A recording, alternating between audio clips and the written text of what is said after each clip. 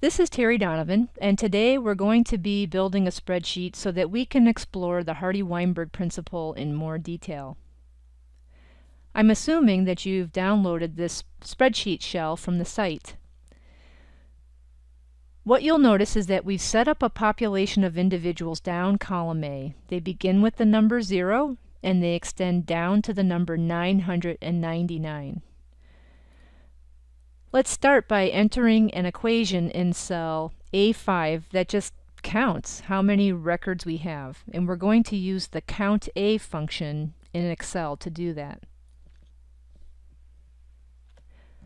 The COUNT-A function just requires one argument, which is the range of data you're interested in counting the values for, and you can see that Excel is returning the number 1000. So we have 1,000 individuals, and what we'd like to do now is to assign each and every one of those individuals a genotype. For this exercise, we're going to consider just one gene, let's call it the A gene, and we're going to assume that it has two forms or two alleles, two forms of this particular type of gene. Form 1 is called A1, and Form 2 is called A2. In these cells, B5 and C5, we're going to enter the frequencies of these different alleles. And you can enter what you'd like to enter, but there is one condition, and that is that the two of those added together must sum to 1. Now remember, these frequencies are about the entire population. There's 1,000 individuals. Each individual is carrying two copies or two of these alleles. Some might carry two copies of the A1 allele. Some might carry copies of A2. And some might carry one copy of A1 and one copy of A2. We're going to use these numbers to assign our genotypes here, down column B. And we'll use an if function combined with a random number generator in Excel to assign these genotypes. First we'll find the if function, and then for our logical test we'll say if a random number that's drawn by Excel is less than or equal to the value stored in cell B5, and we'll anchor that reference, we'll have the spreadsheet return an A1. Otherwise, we'll have the spreadsheet return an A2. We press OK, and now you can see that Excel is returning an A2. In this way, 60% of our random numbers should return an A2 genotype. And if a random number is greater than 0.6, it will return an A2. So if we press F9, we'll get brand new sets of random numbers, but in the long run, 60% of them will return A1 and 40% will return A2. Now that represents one copy of an allele in an individual, and we know that individuals carry two copies if they're diploid. So we need to just copy this equation once again. So let's go ahead and do that, but this time we'll add an ampersand function. This just is going to join these two equations together. So we're going to write the ampersand, and then we're going to now just start typing our next if function. It's exactly the same as this one. If a random number is less than or equal to the reference in cell B5, return an A1, otherwise return an A2. And we'll close the parentheses, and now we have a diploid genotype. And if we copy that through, we have genotypes for the full population based on these two inputs for what we enter as our allele frequencies. Notice that if I change the frequency of our A1 to 1 and A2 to 0, everybody is an A1 genotype. If I change, in contrast, the A2s to 1 and the frequency of the A1 to 0, now everybody is an A2 genotype. we're going to just consider something in the middle so that we have a mix of different kinds of genotypes. Notice also that when Excel returns these genotypes, there are two ways to express a heterozygote. A heterozygote, remember, is an individual that carries two different copies of an allele. So here's an example of a heterozygote. This individual carries a copy of the A1 allele and one copy of the A2 allele. This individual is also a heterozygote, and it's written A1, A2. So our heterozygotes can be expressed in two different ways, whereas the homozygotes, A2, A2, and A1, A1, those can only be expressed in that simple way. So now we have our genotypes for each and every individual in our population.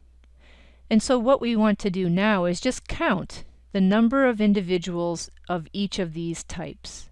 And we'll use the COUNTIF function in Excel to do that. We'll find COUNTIF. This function has two arguments, the range and the criteria. The range is our range of data, and so that's just all of our numbers down column B. And our criteria is going to be the number of individuals that is A1 that are A1, A1. And we can write that in here, or we can click on cell K4 and you can see that Excel is returning 387 individuals. Now your numbers will look different than mine because you have different random numbers down column B, and so don't worry if they don't match perfectly. Now before I leave, I'm going to anchor the reference to the data range and then press OK. And now if I copy this through, I'm going to be calculating the number of A2 genotypes down column B and the number of A2A1 genotypes down column B. Now what about these guys? Remember, heterozygotes can be expressed either as A1, A2 or A2, A1. So we're just going to count if, we'll use the exact same formula, count if, and again reference these cells here. So I'll copy those and paste them in. But this time we're going to reference cell L3. And this gives us the total count of individuals. This sum here must result in 1,000 individuals, or we'll know that we've made a mistake. Now these are numbers of individuals. If we wanted to turn these into frequencies, what would we need to do? Right, we'd take each of these results and divide by our total population size, and that would give us the frequency of each of these genotypes. The homozygous A1A1, the heterozygotes, and the homozygotes A2A2. From these frequencies now, we are able to estimate and to calculate what are the allele frequencies for our population. Now this is for our simulated population. We use these entries to generate a population.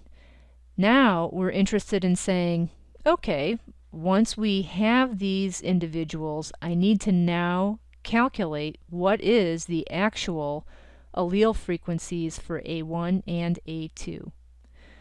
Remember those equations from Jed? I hope so. The number of A1 individuals helps us to get halfway towards P. We know that each of these individuals carries 2 copies of the A1 allele. And we also know that each of these individuals carries 1 copy of the A1 allele.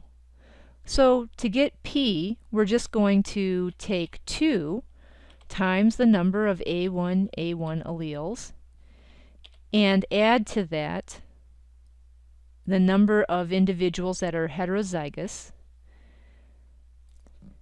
That gives us the number of A1 alleles in the whole population, and to convert that to a frequency, we'll put parentheses around it, and then we'll divide by Not cell A5, but 2 times cell A5.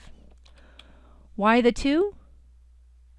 Because there are 1,000 individuals in the population, and here we're counting alleles. Each individual carries 2 alleles, so there are 2,000 total alleles in that population. The numerator counts how many of those, or what proportion of those, are A1. We press OK, and we end up with 0.6. So in that particular case, we told Excel to simulate a population with A1 roughly 0.6, and Excel actually computed a population with that exact proportion. If I press F9 though, you'll see that sometimes I'm going to get a population based on the random number draw that's a little bit lower than what I wanted or a little bit higher than what I wanted. And don't worry about that for now. We're just simulating a population so that we can now explore whether the population is in Hardy-Weinberg equilibrium or not. Before we do that though, we're going to calculate Q. And Q is the frequency of the A2 allele. P is the frequency of the A1 allele, and Q is just going to be 1 minus this frequency, or we can compute it as we did for the A1 allele. The number of Qs, or the frequency of Qs in the population, is going to be 2 times the number of A2 homozygotes, because each of those guys carries 2 copies of A2, plus all of the heterozygotes, because each of them carries 1 copy, and we'll take that entire result and we'll divide it by 2 times our population size. Our next steps are going to be to calculate the expected number of individuals if this population were actually in Hardy-Weinberg equilibrium.